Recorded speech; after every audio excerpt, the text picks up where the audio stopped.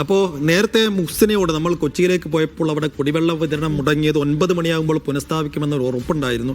അത് ശരിയായിട്ടുണ്ടോ എന്ന് നോക്കണം. അപ്പോൾ പൈപ്പ് പൊട്ടി കുടിവെള്ളം മുടങ്ങിയ പ്രതിസന്ധി ഇപ്പോഴും പരിഹരിക്കപ്പെടാനായിട്ടില്ല എന്നാണ് മുഹ്സിന അവിടെ നിന്ന് നൽകുന്ന വിവരം.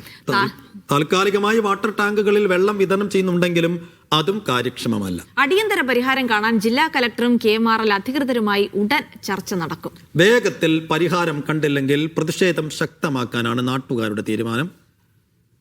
കൊച്ചിയിൽ നിന്ന് മുഹ്സിന അസ്വിന്റെ റിപ്പോർട്ടാണ്.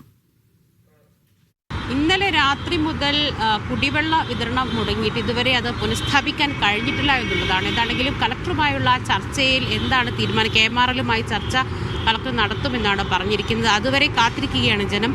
ഇതിനൊരു തീരുമാനമായില്ലെങ്കിൽ വലിയ രീതിയിൽ പ്രതിഷേധം കൂടുതൽ ഉയരാനുള്ള സാധ്യതയുണ്ട്. ഇന്നലെ രാത്രി നമ്മൾ കണ്ടതാണ്, വലിയ രീതിയിലാണ് ആളുകൾ പ്രതിഷേധവുമായി മുന്നോട്ട് വന്നിരുന്നത്. ഇപ്പോഴും നമുക്ക് ഈ ദൃശ്യങ്ങളിൽ കാണാം, വെള്ളം ഇപ്പോഴും കുടിവെള്ളം പാഴായിക്കൊണ്ടിരിക്കുന്ന ഒരു സാഹചര്യമാണുള്ളത്. പലയിടത്തും വാൾവുകളൊക്കെ ഓഫ് ചെയ്യുകയും ഒക്കെ ചെയ്തുകൊണ്ടാണ് ഇതിൻ്റെ ഫോഴ്സ് ഇത്തിരി കുറഞ്ഞിരിക്കുന്നത്. ഇന്നലെ രാത്രി വലിയ രീതിയിലുള്ള വെള്ളക്കെട്ടാണ് ഉണ്ടായിരുന്നത് ഈ പ്രദേശത്താകെ. അത് പലയിടത്തും വാൾവൊക്കെ അടച്ചതുകൊണ്ടാണ് ഇപ്പോൾ ഈ കാണുന്ന ഒരു സാഹചര്യത്തിലേക്ക് വന്നിരിക്കുന്നത്. പക്ഷേ കുടിവെള്ള വിതരണം പുനഃസ്ഥാപിക്കാൻ കഴിയാത്തത് കൊണ്ട് തന്നെ കലൂർ സ്റ്റേഡിയം, പാലാരിവട്ടം, അതുപോലെ തന്നെ എളമക്കര ഭാഗങ്ങളിലൊക്കെ തന്നെ കുടിവെള്ളം ലഭിക്കാത്തൊരു സാഹചര്യമുണ്ട്. ജനങ്ങൾ വലിയ രീതിയിൽ വലയുന്നുണ്ട്.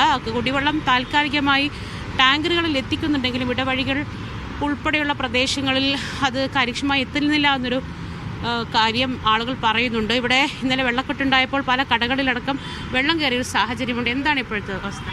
ഇപ്പോഴും ഞങ്ങൾക്കൊരു 3-4 മാസമായിട്ട് ഈ കടയിൽ വെള്ളം കയറി വളരെ ബുദ്ധിമുട്ടിലായി. ഞങ്ങൾ വളരെ വിഷമത്തിലായി.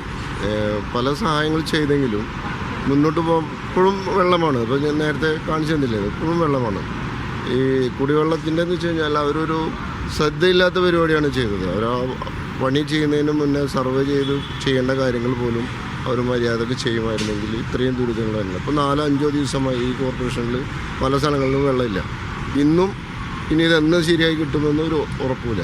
കടകളിൽ പലർക്കും വെള്ളമില്ലാതായി കഴിഞ്ഞുള്ള ബുദ്ധിമുട്ട്, വീടുകളിലെ ബുദ്ധിമുട്ട്, പല രീതിയിലും വിഷമങ്ങളാണ്. ഇതെന്ന് അവസാനിക്കുമെന്ന് ഒരു ഇല്ലാത്ത ഇതിലേക്കാണ് പോയിക്കൊണ്ടിരിക്കുന്നത്. അതാണ് ഇത് പല തവണകളായി, അതായത് ഈ പ്രദേശത്ത് പല കാരണങ്ങൾ കൊണ്ട് പൈപ്പുകൾ പൊട്ടുകയും കുടിവെള്ള വിതരണമൊക്കെ പലതവണ അത് മുടങ്ങുകയും ആളുകൾ പ്രതിഷേധമൊക്കെ ആയിട്ട് രംഗത്ത് വരുന്നൊരു സാഹചര്യമുണ്ട്. അതിനിടയിലാണിപ്പോൾ വലിയ രീതിയിൽ പൈപ്പ് പൊട്ടിയ ഒരു സാഹചര്യം ഉണ്ടായത്. വികസന പ്രവർത്തനങ്ങളൊക്കെ നല്ലതാണ്, പക്ഷേ അതിന് മുന്നോടിയായി കൃത്യമായി എവിടേക്കാണ് ഇത്തരത്തിലുള്ള പൈപ്പുകൾ പോകുന്നതൊക്കെ തന്നെ ഡിറ്റക്റ്റ് ചെയ്യാനുള്ള സംവിധാനങ്ങൾ ആധുനിക സംവിധാനത്തിലുണ്ട്. പക്ഷെ അതൊന്നും ഉപയോഗപ്പെടുത്താതെ കുഴിയെടുക്കുക, ഇത്തരത്തിൽ പൈപ്പ് പൊട്ടുക, വെള്ളം ചീറ്റി നഷ്ടപ്പെടുക, ആളുകൾക്ക് വെള്ളമില്ലാതിരിക്കുക എന്നൊരു സ്ഥിതിവിശേഷത്തിലേക്കാണ് കാര്യങ്ങൾ പോകുന്നതെന്നുള്ള വിമർശനമാണ് ആളുകൾ ഉന്നയിക്കുന്നത്. എന്താണെങ്കിലും കളക്ടറുമായുള്ള ചർച്ചയിൽ എന്താണ് തീരുമാനം, ഇതാരാണ് പെട്ടെന്ന് പുനഃസ്ഥാപിക്കേണ്ടത്, അതുവരെ ആരാണ് കൃത്യമായി കാര്യക്ഷമമായി വെള്ളം എത്തിക്കേണ്ടതെന്നടക്കമുള്ള കാര്യങ്ങൾ കൂടുതൽ വ്യക്തത വരും. എന്താണെങ്കിൽ താൽക്കാലികമായി കുടിവെള്ളം ടാങ്കറുകളിൽ എത്തിക്കുന്നുണ്ട്, പക്ഷെ അത് കാര്യക്ഷമമല്ല എന്നുള്ള കാര്യമാണ് ജനങ്ങൾ പറയുന്നത്. അഭിശങ്കറിനൊപ്പം മുഹ്സിന അസ്സു, മീഡിയ 1, കൊച്ചി.